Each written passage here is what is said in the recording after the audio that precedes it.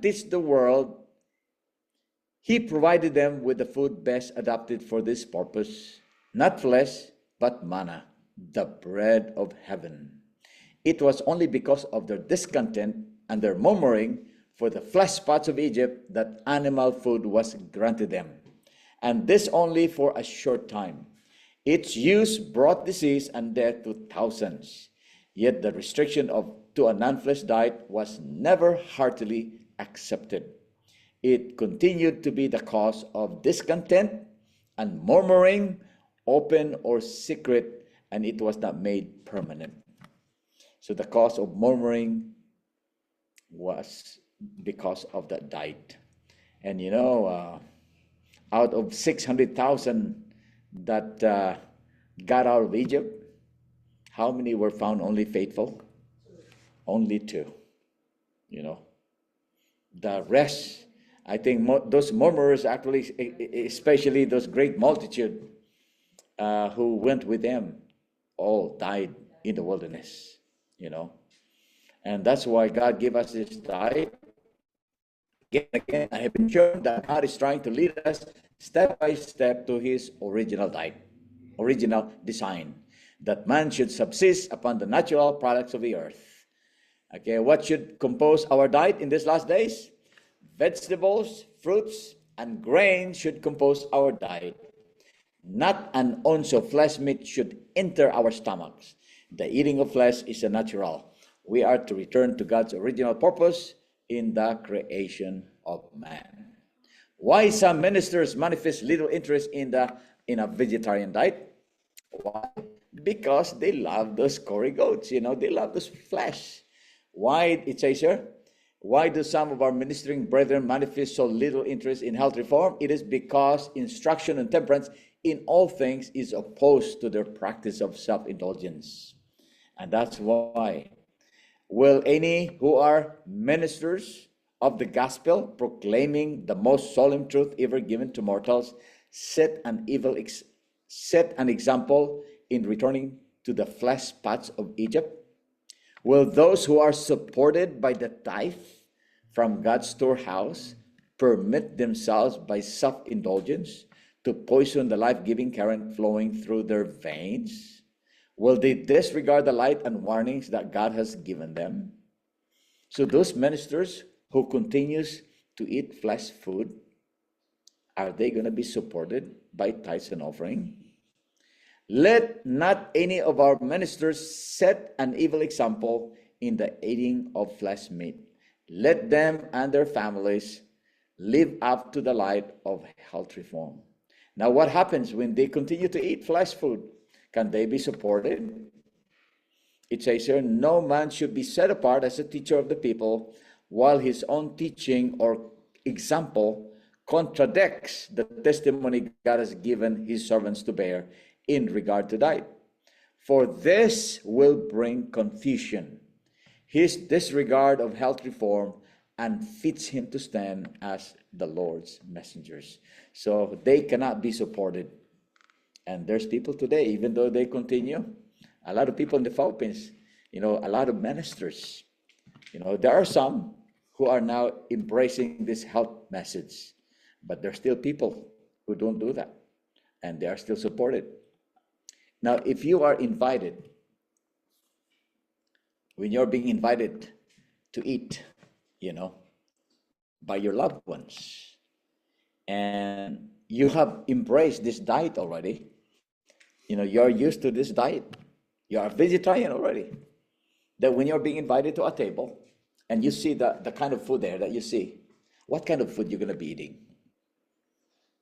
Are those? You would. What they are eating. Now, what they're eating, that's good. That's a good answer right there.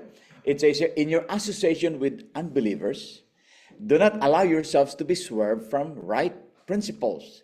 If you sit at their table, eat temperately and only of food that will not confuse the mind. Keep clear of temperance. You cannot afford to weaken your mental or physical powers, lest you become unable to discern spiritual things. Keep your mind in such condition that God can impress it with the precious truths of His Word. We remember there was a man, there was a friend of ours. His name is Mr. Galopi. And when we were in Hingoog City, I was still young. He was a vegetarian already. He actually he was practicing health methods. Also the wife. They were very strict, And so we didn't know about that because it was not emphasized in the church. The health message was not emphasized.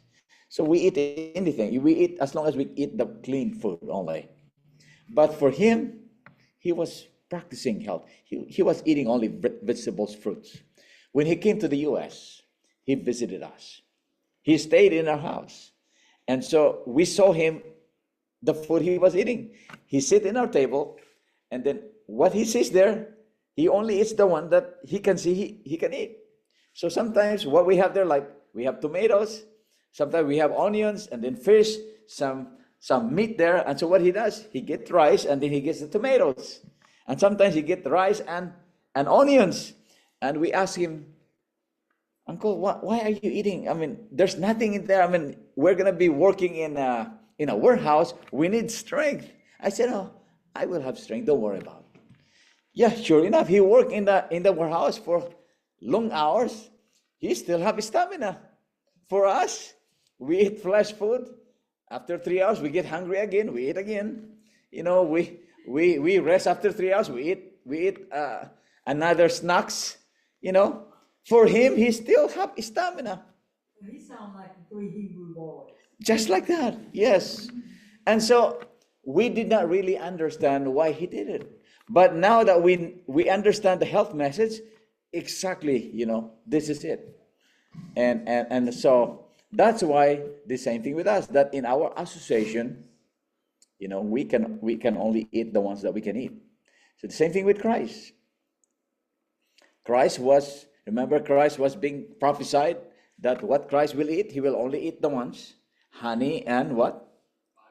Butter and honey shall he eat, so that he will know to refuse the good, to refuse the bad from the good. And that's exactly what's being prophesied. It doesn't mean that he will just eat the ones that's bad for him, right? Same thing with us, okay? So we can only eat the ones that is good in the table. Let our ministers and canvassers step under the banner of strict temperance. Never be ashamed to say, no, thank you, I do not eat meat, I'm sure it's hard to say that, especially to your friends, to your loved ones. It just, not for you. Yeah, just tell them, I'm sorry, I don't eat this thing no more. For me, hard to say. My kids already know. Mm-hmm. Mama don't eat meat. Okay, good. I'm off her no meat. Praise the Lord. Yeah. Yeah, or you can tell them, you're offered like swine, pork, so that's the hardest thing. You tell them that we're vegetarian, we don't eat this kind of diet, Is regularity in eating important? It's important, okay? Regularity is important. There should be specified time for each meal. At this time, let everyone eat what the system requires, and then take nothing more until the next meal. So what is the how many hours in between? Actually, what is good? 5 hours at least. Actually, there is a okay, we will just stop here in this slide here, because there's still more. Regularity in eating should be carefully observed. Nothing should be eaten between meals. No confectionery, nuts, fruits, or food of any kind. Irregularities in eating destroy the healthful tone of the digestive organs to the detriment of health and cheerfulness.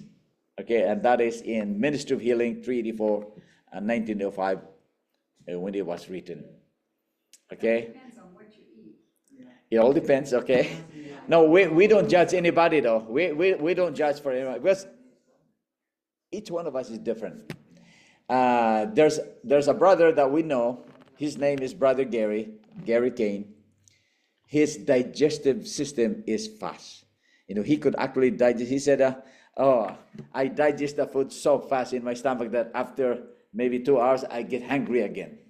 And we cannot judge him, you know.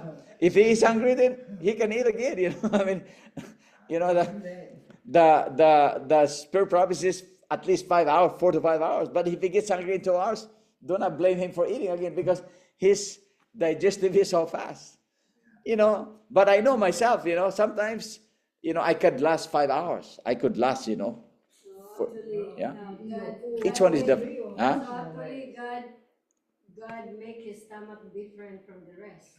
Well, I don't know what happened to his digestive, but maybe the doctor can understand that, you know, why some his digestive system is different from others. You know, why he could digest so fast. Huh? If he sees 5 hours, that means he know what he's doing. Okay, there was a camp meeting, right? There was a camp meeting, and the lady raised the question. He said, I wake up every middle of the night. Okay, she said, I wake up in the middle of the night. Please help me. If I want to follow this, what can I do? Because every middle of the night, I wake up and eat in the middle of the night. She eat in the middle of the night. And I said, that's a hard practice though, when you wake up in the middle of the night and then eat. And so she was in that meeting and she said, can you help me? You know, so she was asking the minister. And the minister said, well, why don't you try this? Okay, why don't you try this? When you wake up in the middle of the night, instead of going, she goes to the refrigerator, and whatever she sees there, she goes and eat it, and eat, you know, whatever she sees. So instead of going to the refrigerator, okay, why don't you go get a glass of water, and then try it. And then before you drink that, why don't you pray first? You pray to the Lord and ask the Lord to give you strength, you know. And then she did.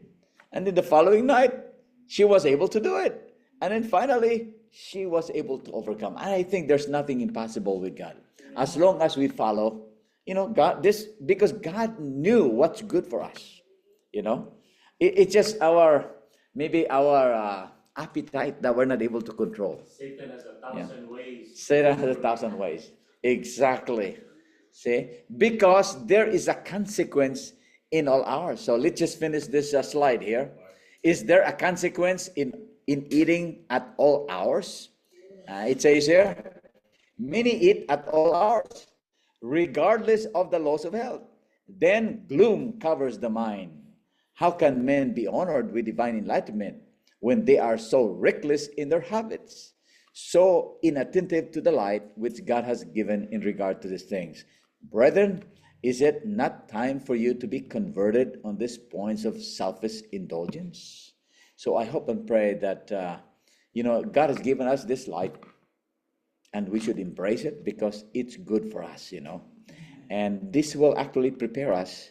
It says there, it will fit us for the coming of Christ, because it will make us more clear and control our emotions, you know. And you know what? I read the statement in 1 T 99 to 100. You know, if you read that statement there will be some, actually, according to that statement by Ellen White. We should not be surprised, because we are living in this shaking time. There will be more people that will be shaken. And I hope and pray that when we are being shaken, because shaking is in and out of the truth. Okay, in and out of the truth. It's not in and out of the church. It's in and out of the truth. People will be out of the truth. My prayer is we will remain in the truth, because the truth is Christ. You know, to the law and to the testimony, if they speak not according to this word, it is because there is no light in them. Can I just say something Yeah, too? go real ahead. quick?